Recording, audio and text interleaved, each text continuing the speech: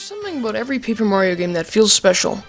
They're never afraid to try something new, even if the new thing is really bad. Paper Mario: The Origami King continues the tradition of doing something very different. This time, they mixed common elements from previous games and also added things that were entirely new. This results in a familiar but also refreshing feeling. Playing this game had its highs and lows, which makes it a bit of a ride.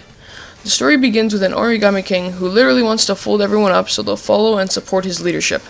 After taking over Peach and a bunch of Bowser's minions, he then takes over the castle and relocates it to a mountain. Yeah, a mountain. Mario's job is now to head to the castle, rescue everyone, and restore everything to its original concept. That pretty much wraps up the story, but at least the story takes a bit of a turn instead of it all being about Bowser again. The game, instead of focusing a lot on story, focuses on character development, specifically towards Mario's new sidekick called Olivia. Olivia definitely reminded me of Cappy, and was one of the characters I really enjoyed using during the game. The RPG design of the last few games has been replaced by a more open world theme. These changes help smoothly continue the story when you pass the Toad Towns, heading up the mountain, or take a dip in the sea. However, there isn't really any mystery of where to go next, as you're only guided to one destination every time. It's not that bad, since there's still lots of puzzles and exploration to do in each area of the game. When it comes to the world puzzles, it's pretty self-explanatory. Most of the time, it will take a couple minutes to solve and make it quite clear on how to figure out. It's definitely an improvement from Color Splash, where you had to check out all the areas for clues on how to solve the puzzles. You're also rewarded for finding every little thing that is hidden in the game, since the Origami King is filled with secrets. For example, there's tons of toads to discover throughout the game that gives you rewards such as coins and confetti. You can find toads that look like dogs, scrunched up papers, cactuses, and all kinds of unimaginable things. The toads you rescue come to cheer you on in battle and run speech bubble commentary while you're fighting. You can even call them out by tossing coins, triggering the toads to come and toss items at enemies, and also make the enemies reposition. Moving enemies around or shifting them into one line is a key factor on how to use the new battle system in Origami King. For each wave of enemies, the goal is to line them up so you can head pop all 4 of them, or group them by 2x2, so you can deal damage to the enemies with your hammer.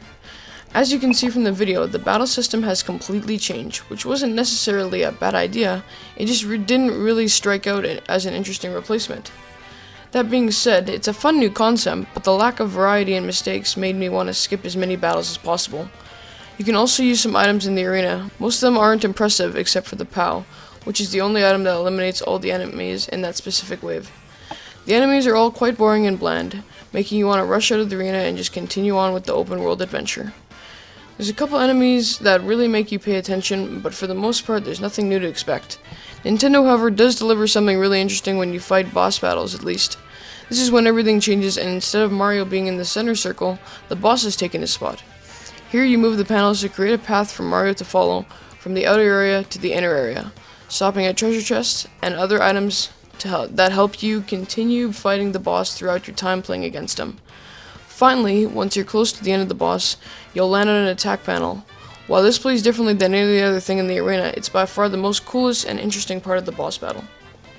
Mario and his Origami sidekick Olivia are later on joined by an additional party member called Bob-omb. These party members are almost only used for story, hints, and combat purposes.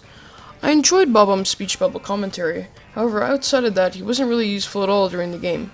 He does join you in combat, but you can't actually control him, and almost rarely succeeds in actually attacking anyone. I'm almost left thinking what the game could have been like if they had put more time into more party members or regular appearing characters. Despite the lack of characters and party members, there is still plenty of things to enjoy while playing this game. Incredible visual designs, awesome mini-bosses, mini-games, singing and dancing, Broadway-inspired stage shows, funny Nintendo cosplay, and plenty more.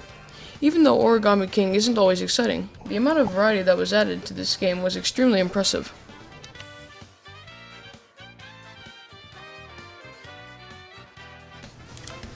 All cons aside, the Origami King is still an enjoyable game.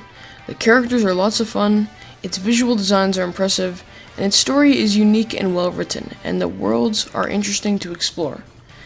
At the same time though, there could have been so much more. Combat is quite boring, and your journey choices mean nothing in the end. For a series that had RPG roots, it's quite disappointing. If you enjoyed this review, be sure to hit that like button and subscribe. This is Marcus Network. Thanks for watching.